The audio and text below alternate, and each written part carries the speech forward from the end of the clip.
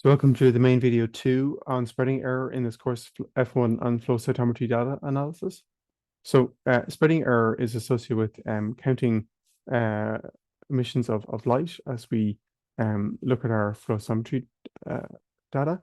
This occurs between detectors where the spectra that they emit overlaps, and we can compensate for that by subtracting away for using regions that have no fluorescence or have used some sort of unmixing algorithm. But we also should find that we may have negative values or a negative population within our data. And we tend to see that this effect of spreading error is higher for fluorochromes with a lower photon emission rate or at infrared wavelengths. So we can see an example of it here when we're looking at a series of anti-CD3 antibodies on human PBMCs. We see spreading error on the CD positive cells here shown by the red area in the affected detector. So that's BV650. So you can see here there's less SE here on our right and then more on our left. So this spreading error increases with the signal intensity of this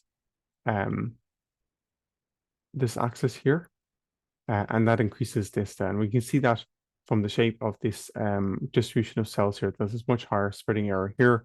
These cells are kind of pulled apart, and we see that a lot of them are on the negative side. You can see that the negative component is down there. If we look at the same plot here with the intermediate signal, you can see the spreading error is being reduced somewhat, and it's lower here on the right-hand side. So you can see here that our detection of BV650 positive events is much reduced compared to that on our left. So this is an example where we see kind of this overlapping frequencies between the two detectors causing the spreading error if the intensity is too high. And if we reduce that intensity, you can see that it decreases somewhat. So you see that this whole cell population has moved down from being up here at the start to being way down here. So you can see the average is now down around just over 10 to the 3, whereas up here, that was about maybe 5 by 10 to the 4. So it's much less overall, even though this one, BV650, has not actually changed throughout them all. So this spectral overlap between different fluorochromes on cells with the same markers can mean that we have kind of this bias in our data, and we know that signals with low intensity can be harder to detect.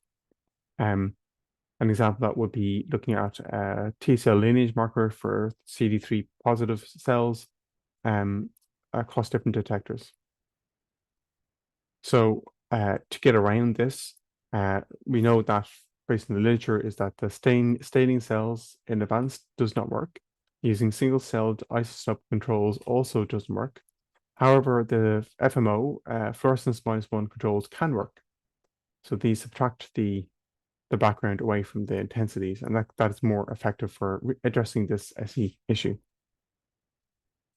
So that's built into the panel design of the whole experiment to address the expression patterns and staining separation that you might expect. It's not needed for every sample and experiment if the SE is known or quantified already.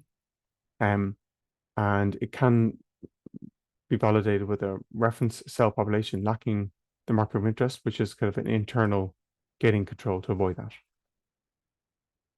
So we can look at an example of this, looking at PBMCs again and looking at CD3, and what you have are 3 different panels here, top, middle, and bottom. We've got the left, right, and middle here as well. And what we see is the SE is in red. So what we can see is that there's more SE down here than there is in our top right panel, where it's more clear that there's a different gamma delta cell population, which you can see right across here on these all three panels here. Whereas down below, where we have FMO control on the y-axis, we see that there's not much. So that means we can look at this patterns between different cells, different fluorochromes. So we have empty ones down here. So you can see that this does not really separate the cells much, but any separation really is an artifact. So you can see there's a big artifact from an overly strong cell intensity here, causing high spreading error for this axis that's reduced here and lower again here.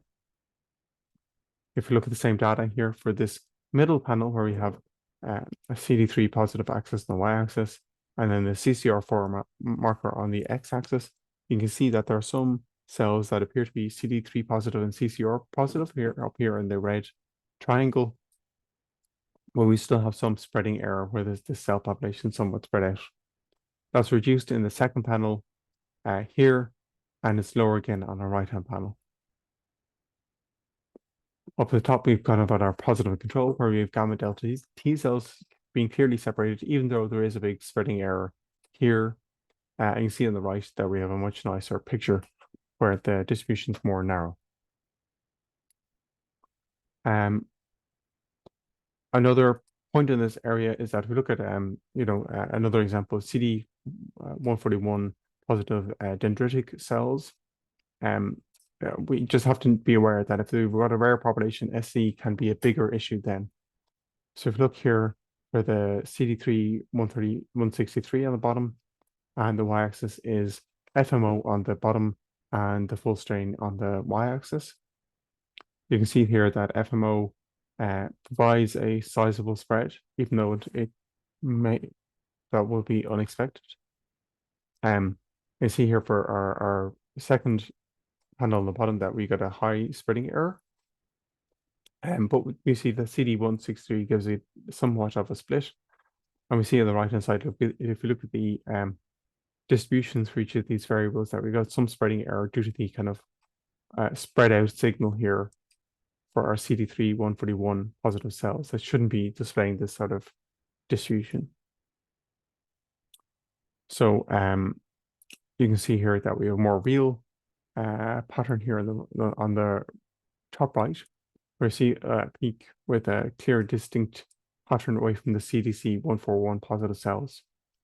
You can see here we can quantify the difference here where we have different cell types emerging in this population, separate from the FMO controls over here. So that's the kind of the end of this video on spreading error, introducing that idea. Please see the next video on data transformation, batches, and normalization.